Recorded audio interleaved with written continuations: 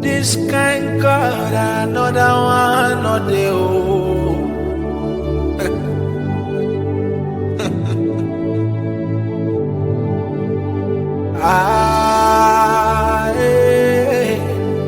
This kind God. Notre Père, notre Dieu, créateur du ciel et la terre, je bénis ton nom, je t'élève en dignité, en vérité, en esprit, et je proclame ton règne. Merci de ce que par ta grâce et dans le nom de Jésus, tu nous réunis encore aujourd'hui pour parler de toi, pour annoncer Jésus-Christ de Nazareth et célébrer son nom à jamais. Parce que c'est pour lui que nous sommes vivants. Voilà. Je suis Michael Bogui, je suis disciple de Christ, je suis serviteur du Dieu vivant. Et c'est une joie pour moi de proclamer l'évangile, d'annoncer Jésus-Christ à temps et à contre-temps.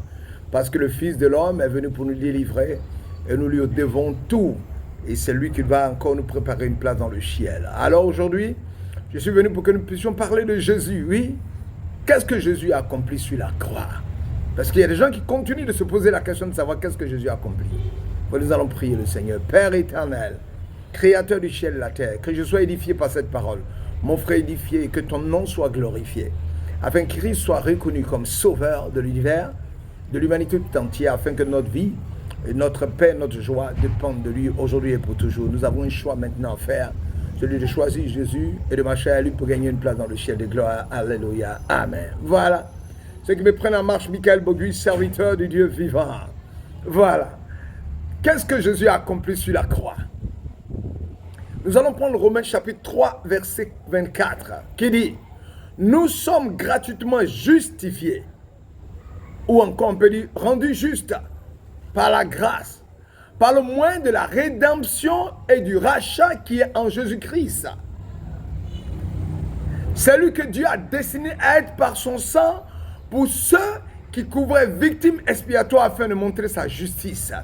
Et il montre aussi sa justice dans le temps présent de manière à être juste, tout en justifiant celui qui a la foi en Jésus. Voilà. Éphésiens chapitre 2, verset 8 à 9 dit, car c'est par la grâce que vous êtes sauvés. C'est par la grâce que vous êtes sauvés par le moyen de la foi. Et cela ne vient point de vous. C'est le don de Dieu. Ce n'est point par les œuvres afin que personne ne se glorifie. Et Colossiens 2, 14, 15 dit, oh j'aime cette phrase, il a effacé l'acte dont les ordonnances nous condamnaient et subissaient contre nous. Il a éliminé le clou à la croix. Il a dépouillé les dominations, les autorités, et les a livrées publiquement en spectacle, en triomphant d'elles par la croix. Jésus-Christ a détruit la puissance du péché et détruit la puissance de Satan. Voilà. 1 Pierre 2, 22 dit, lui qui n'a point commis de péché dans la bouche duquel il ne s'est point trouvé de fraude, lui qui injurait ne rendait point d'injure, maltraitait ne faisait point de menaces, mais s'en remettait à celui qui juge justement, lui qui a porté nos péchés lui-même en son corps, sur le bois, afin que nous vivions pour la justice, lui par les maîtrises duquel vous avez été guéris, car vous étiez des brebis errantes, mais maintenant vous êtes retournés vers le berger, le gardien de vos âmes. Voilà. À travers ces passages bibliques sur la croix, Jésus s'est fait malédiction pour nous, afin que... il s'est fait malédiction pour nous, afin de nous délivrer, car il est écrit, maudit soit celui qui est pendu au bois. Certains diront, pourquoi la mort de Jésus sur une croix nous délivre-t-elle de la malédiction plus que la mort des autres sacrifiés, des autres crucifiés aussi? En effet, les évangiles nous apprennent que deux autres hommes ont été crucifiés en même temps que Jésus. Les évangiles nous les présentent comme étant des brigands. Cela veut dire qu'ils sont morts maudits à cause de leur péché, non sans cause. Il y a une cause pour laquelle ils étaient condamnés. C'est pourquoi ils ne pouvaient point nous délivrer de la malédiction, parce que eux, ils avaient péché, ils étaient condamnés, même s'ils étaient crucifiés. Jésus, lui, il était sans péché, c'est-à-dire juste. Donc la malédiction n'avait pas de prise et d'emprise sur sa vie.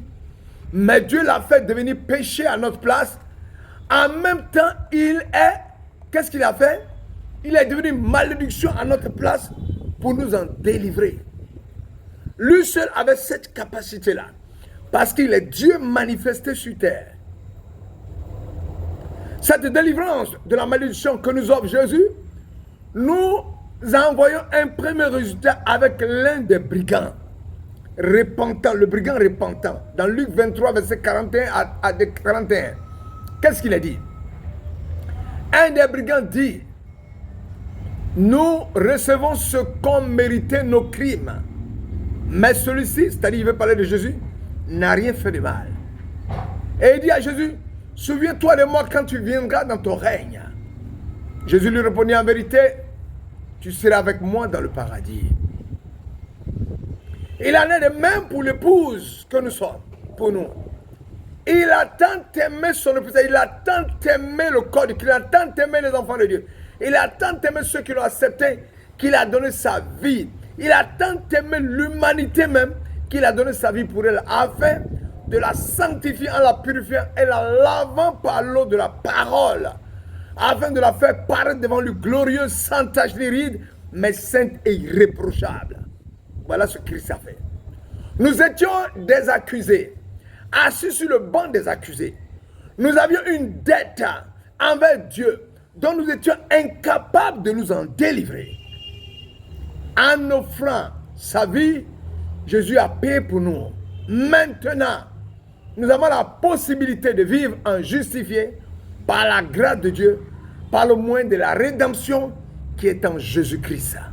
C'est-à-dire que nous pouvons nous asseoir sur le banc des justifiés où se trouve Jésus, c'est-à-dire le banc des justes en Jésus. Maintenant que nous sommes justifiés par la foi, nous avons la paix avec Dieu par Jésus-Christ, parce qu'avant, nous étions des enfants de colère.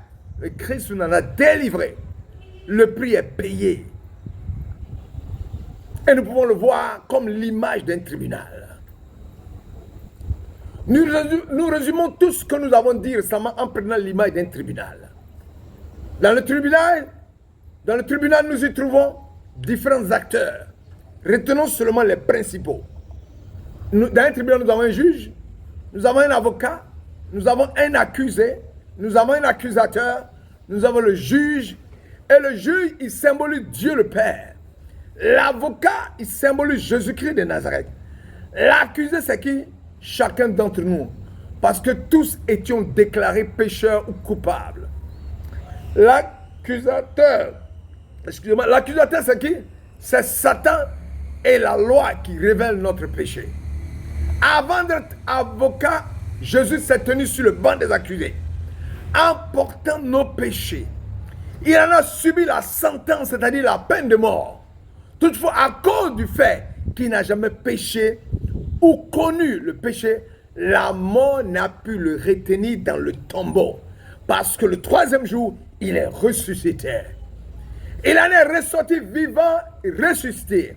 Maintenant, le Père l'a fait asseoir à sa droite dans les lieux célestes. Nous pouvons dire que maintenant, Jésus est assis sur le banc des justifiés. Il nous offre sa justice et sa sainteté. Et il plaide pour nous en qualité d'avocat. Avant d'accepter Jésus comme notre Seigneur, notre Sauveur, nous nous tenons assis sur le banc des accusés. La Bible nous dit que la sentence que nous méritions et qui nous attendait, c'est la mort éternelle. C'est-à-dire que nous sommes condamnés à être séparés, je dis mais séparés de Dieu éternellement. Par la sentence de nos péchés, Dieu nous accorde le pardon. Il nous met au bénéfice de sa justice acquise par Jésus. En nous déclarant juste par grâce.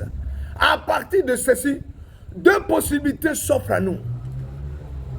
Soit j'accepte la nouvelle identité que Dieu m'offre, être juste ou saint, et j'accepte la nouvelle position décrite dans la Bible qui consiste à se tenir assis dans les lieux célestes en Christ. Souvenons-nous que Jésus se tient sur le banc des justifiés, donc assis dans les lieux célestes en Christ. Cela signifie que je me tiens également sur le banc des justifiés, non pas avec Christ, mais en Christ. Autrement dit, je quitte le banc des accusés pour me tenir sur le banc des justifiés. Non à cause de mes mérites, mais à cause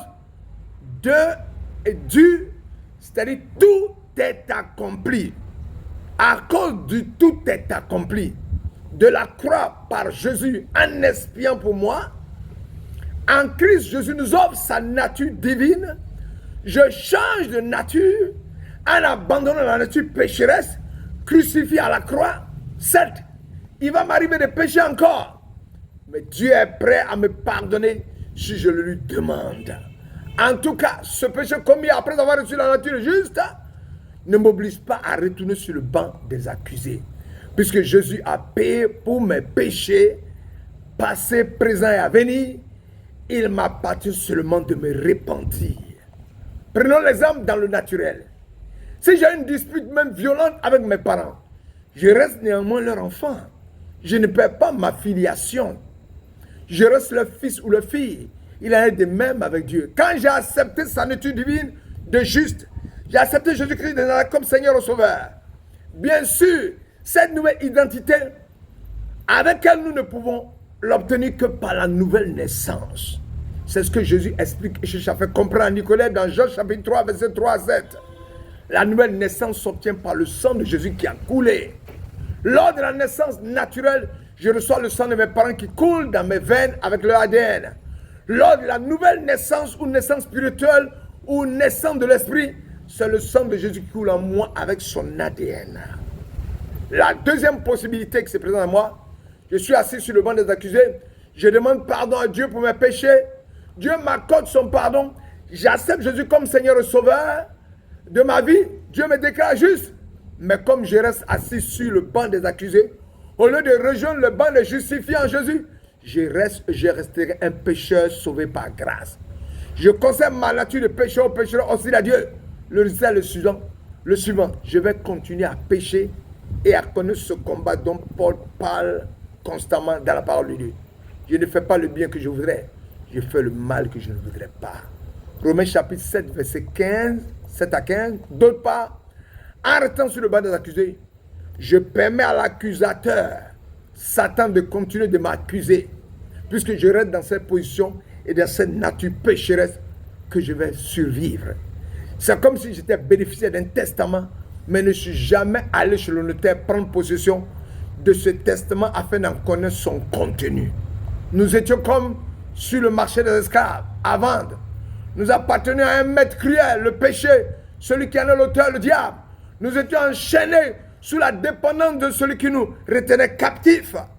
Jésus est intervenu sur le marché. Il a payé le prix pour nous rendre libres. Et il nous a demandé de le suivre et même de vivre pour lui, afin pour ceux et celles qui le veulent. Christ nous a affranchis. Avec Jésus, le pouvoir du péché est brisé comme les chaînes de l'esclavage. Maintenant, Jésus nous offre des liens d'amour. Nous étions comme des kidnappés, mais Jésus s'en a offert en rançon. 1 Timothée 2,6, car Jésus-Christ, c'est de lui qui parle, il s'est donné lui-même en rançon pour nous. Afin que chacun d'entre nous retrouve la vraie liberté. Afin que ceux qui acceptent l'œuvre de Jésus accompli sur la croix aient la vie éternelle. Car Jésus nous laisse libres de le suivre, de l'aimer et de le servir en annonçant la bonne nouvelle du royaume de Dieu. Comparaison avec l'Ancien Testament. La personne qui persiste et qui désire obtenir le pardon de ses péchés prenait un animal aussi parfait que possible. Elle mettait ses mains sur la tête de l'animal pour lui transmettre ses propres péchés, tout en les confessant. Ensuite, l'animal devait être tué, c'est-à-dire que l'animal payait pour les péchés de la personne. L'animal devenait substitut, sans en avoir conscience. Il nous fallait un substitut, c'est-à-dire quelqu'un qui prendrait notre place, en s'identifiant à notre conscience. On va couper.